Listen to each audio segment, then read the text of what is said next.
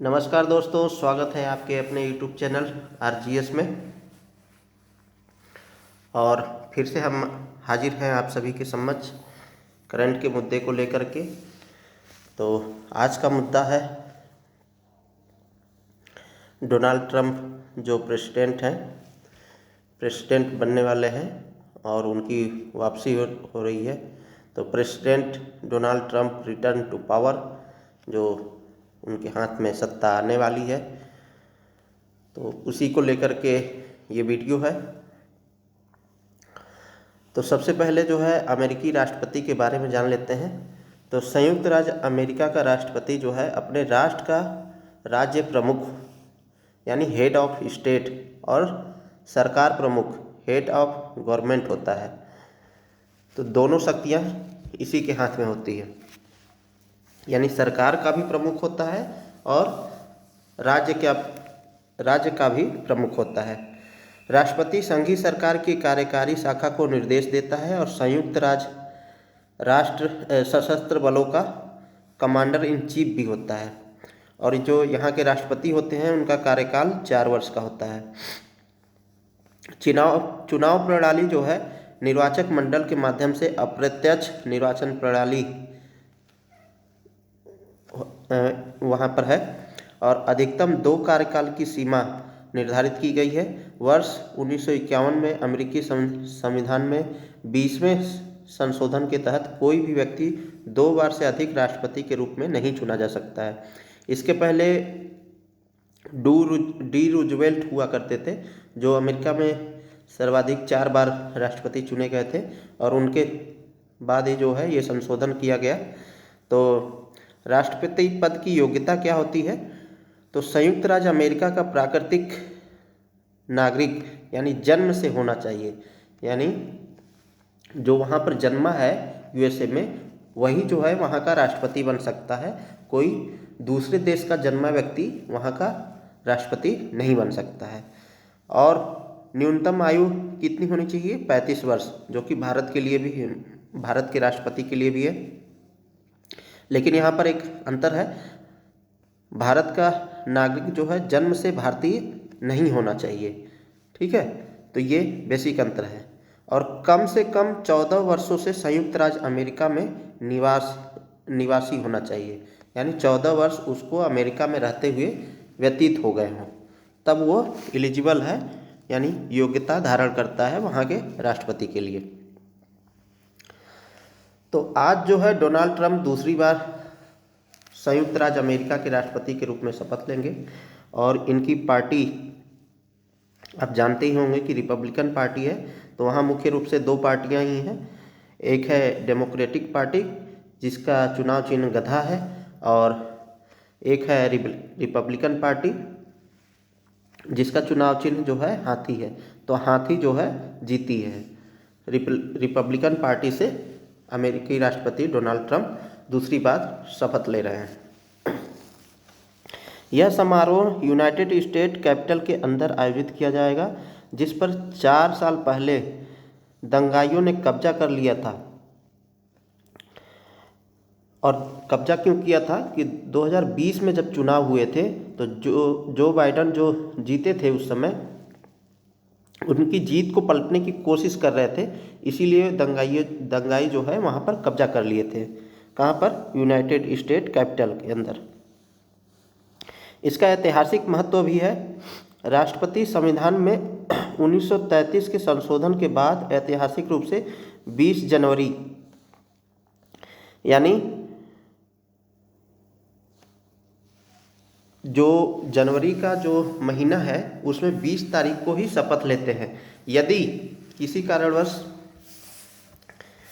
20 तारीख को संडे पड़ जाता है यानी रविवार हो जाता है, तो शपथ जो है 21 जनवरी को भी हो सकती है। और उनको कौन दिलाता है शपथ? तो राष्ट्रपति को जो है पद की शपथ जो है वहाँ के मुख्य न्यायाधीश दिलाते हैं, और जॉन रॉबर्ट्स इस समय मुख्य न्यायाधीश हैं, वो दिलाएंगे।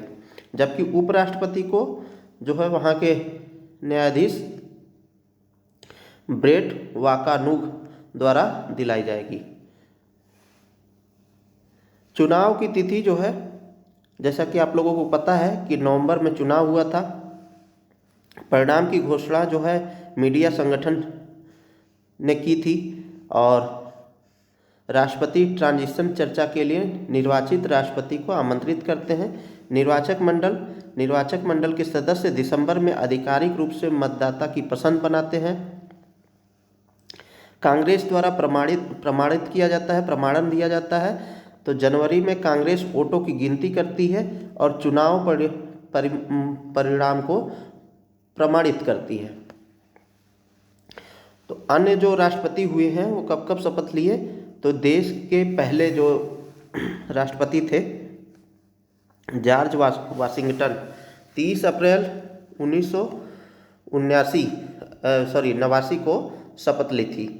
जैसा कि आप लोगों को पता ही होगा कि भारत दुनिया का पहला लिखित संविधान जो है अमेरिका का ही संविधान है, जो 1787 में बन के तैयार हुआ था और 1788 में जो है लागू हुआ था 1789 में और 1788 में स्वीकृत हुआ था। ठीक है, तो ये जो जॉर्ज वाशिंगटन है वो 30 अप्रैल को शपथ लिए थे। 1789 से 1933 तक उद्घाटन 4 मार्च को होते थे, यानी राष्ट्रपति जो शपथ लेते थे वो 4 मार्च को लेते थे। 1933 में संशोधन किया गया और 20 जनवरी को तय हो गया कि अब जो है शपथ 20 जनवरी को होगा। और वहाँ के संविधान का अनुच्छेद जो है अनुच्छेद 4 और 5 संविधान संशोधन से संबंधित है।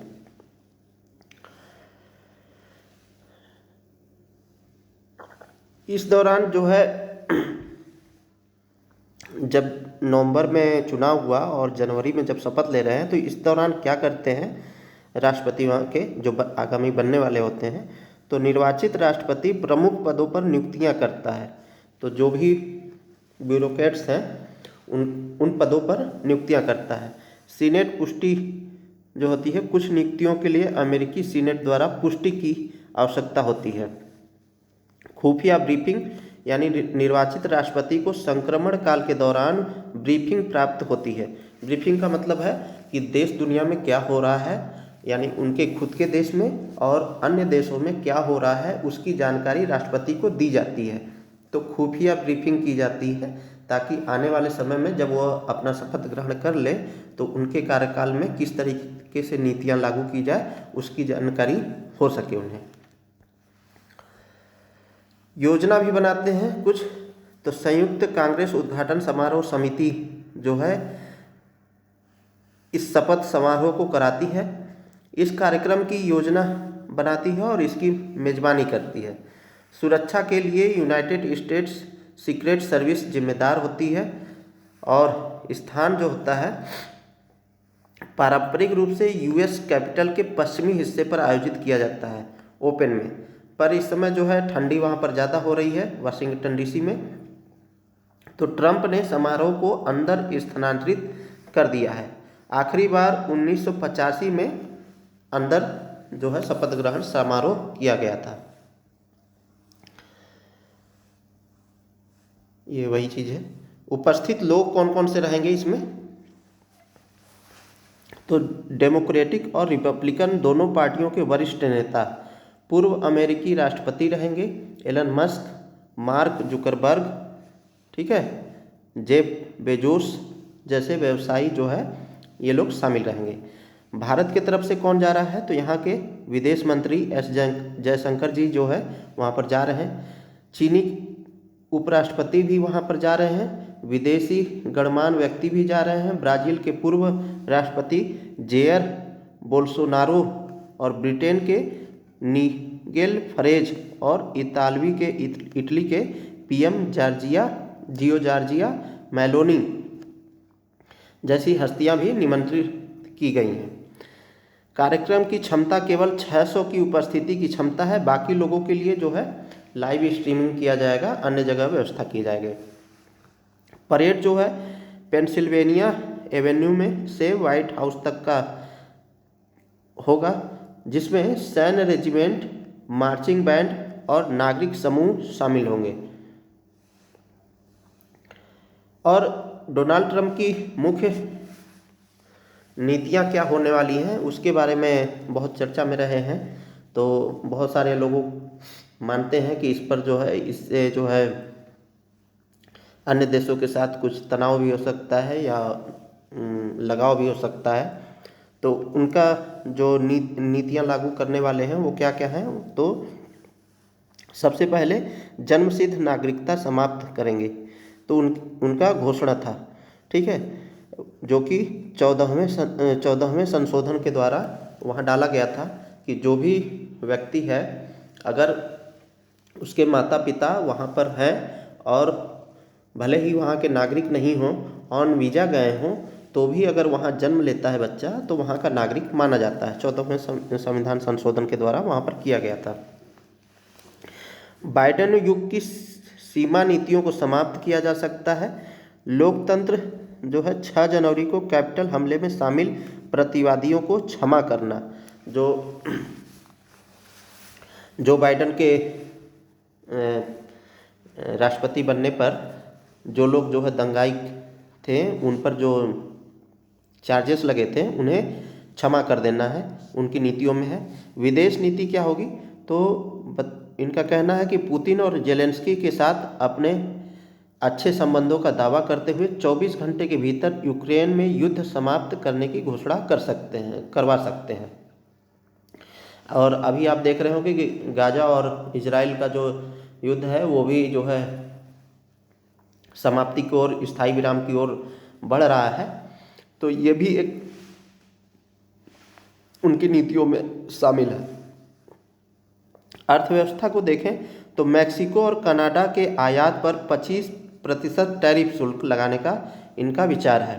इलेक्ट्रिक वाहन अनिवार्यता रद्द करेंगे और तेल की ड्रिलिंग को बढ़ाएंगे, तेल खनन को, और मेक इन अमेरिका ऑटो उद्योग के पुनर्निर्माण पर ध्यान देंगे। यानी कि जो कंपनियां हैं बाहर की आकर के वहाँ पर बेचती हैं ऑटो उद्योग में, यानी कार वगैरह, तो वहाँ पर इनका मानना है कि मेक इन अमेरिका करेंगे। जो भी कंपनियां हैं वो आकर के अमेरिका में अपने कार को बनाएं और सेल करें। ट्रांसजेंडर अधिकार पर क्या प्रभाव पड़ेगा, तो ट्रांसजेंडर महिलाओं के खेलों में भाग लेने से प्रतिबंधित करना। तो इनकी कुछ आगामी आने वाली नीतियां हो सकती हैं।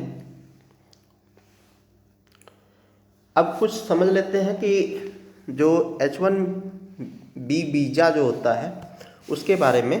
तो इसको लेकर के काफ़ी चर्चा रहती है।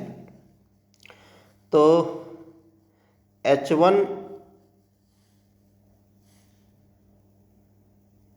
H1B वीज़ा जो है ये किन व्यक्तियों को दिया जाता है जो तकनीकी रूप से उच्च कौशल वाले होते हैं, जैसे कि डॉक्टर हो गए, इंजीनियर हो गए, मैनेजमेंट के लोग हैं, उन्हें जो है H1B वीज़ा दिया जाता है। तो क्या है कि एक तरफ जो है सरल प्रवासी नीति और दूसरी तरफ कठोर प्रवासी नीति, इन दोनों में से क्या अपनाते हैं वो तो आने वाला समय ही बताएगा। बट अभी के दौर में क्या है वो मामला देख लेते हैं। तो पहले जो था H1B वीज़ा जो है असीमित था, चाहे जितनी भी संख्या में लोग जाना चाहे H1B वीज़ा लेकर के वहाँ पर जा सकते थे। लेकिन अभी उसको सीमित करने का जो है बात चल रही थी, सीमित करने की, जो कि 65,000 से 85,000 के बीच में लगभग नियर अबाउट जो है करने की बात हो रही थी कि इतना हम H1B वीज़ा देंगे। और ये H1B वीज़ा जो है 3 वर्ष के लिए दिया जाता है, 3 वर्ष के लिए, ठीक है।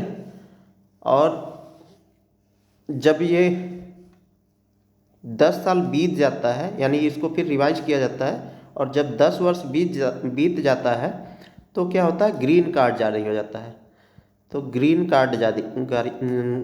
कार्ड जो है जारी होता है, ग्रीन कार्ड।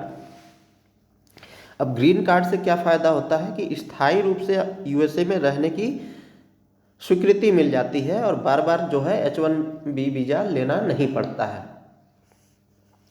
तो कठोर प्रवासी नीति में क्या हो सकता है कि ग्रीन कार्ड नीति को होल्ड किया जा सकता है, यानी समाप्त किया जा सकता है।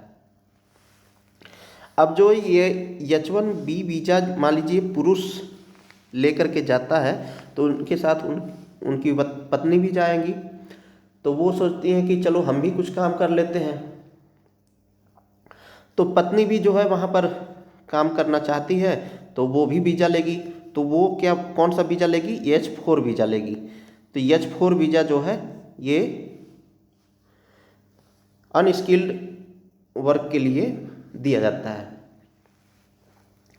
तो ये भी इनकी नीतियों में है कि यहाँ पर जो है इसे भी हम समाप्त करेंगे, पत्नी को भी नहीं देंगे, ग्रीन कार्ड भी नहीं देंगे और इसकी संख्या को सीमित करेंगे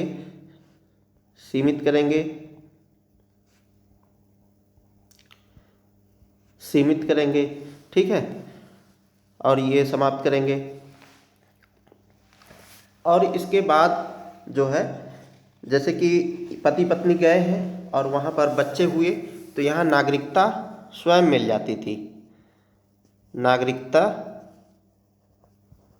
मिल जाती थी, इसे भी जो बाइडेन का कहना है कि इसे भी हम समाप्त करेंगे। और इसके अलावा जो है किसी कंपनी के थ्रू कोई जाता है तो वहाँ पर L1 वीज़ा लगता है। तो L1 वीज़ा कंपनी के लिए, H4 वीज़ा जो है गैर तकनीकी के लिए, H1B वीज़ा जो है उच्च तकनीकी कौशल के लिए। तो ये 3 प्रकार के वीज़ा देख लिया हम लोगों ने। इसके साथ ही साथ अवैध रूप से भी कुछ प्रवासी जाते हैं, जैसे कि कनाडा के रास्ते, ठीक है, फिर डंकी रूट से,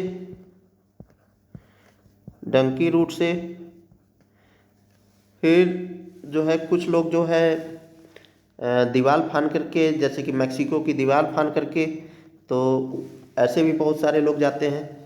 कुछ लोग वहाँ जा कर के बताते हैं कि साहब हमारे यहाँ जो है बहुत मानवाधिकार का उल्लंघन होता है, इसलिए हमें यहाँ रहने दिया जाए। तो कुछ ऐसे भी वहाँ बस जाते हैं। तो जो डोनाल्ड ट्रंप जी का कहना है कि जो अवैध प्रवासन है इसे भी हम वापस करेंगे, भेजेंगे। तो ये कुछ नीतियाँ हो सकती हैं आगामी आने वाले समय में, वो तो वक्त बताएगा क्या करते हैं। तो क्या इससे भारत की वैदेशिक नीति पर कुछ असर पड़ेगा? तो मेरा तो मानना है कि नहीं पड़ना चाहिए। जिस तरीके से बांग्लादेश से हमारे यहाँ जो शरणार्थी आते हैं तो भारत जो है उन्हें वापस भेजने का प्रावधान करता है। तो इससे दोनों देशों में खटास तो उत्पन्न होती नहीं है। तो इसी तरह अमेरिका के साथ भी है कि अगर वो भेजता है भारत तो इससे खटास उत्पन्न नहीं होनी चाहिए। और आगे क्या होता है क्या नहीं होता है ये तो वक्त बताएगा। तो इन्हीं सब बातों के साथ आप लोगों का बहुत बहुत धन्यवाद। और वीडियो आपको अच्छा लगा हो तो चैनल को सब्सक्राइब करें और हमारे साथ जुड़े रहें, ताकि आने वाले समय में और भी खबरें आप तक पहुंचती रहें। तो इन्हीं सब बातों के साथ बहुत बहुत धन्यवाद आप सभी लोगों का। शुभ रात्रि।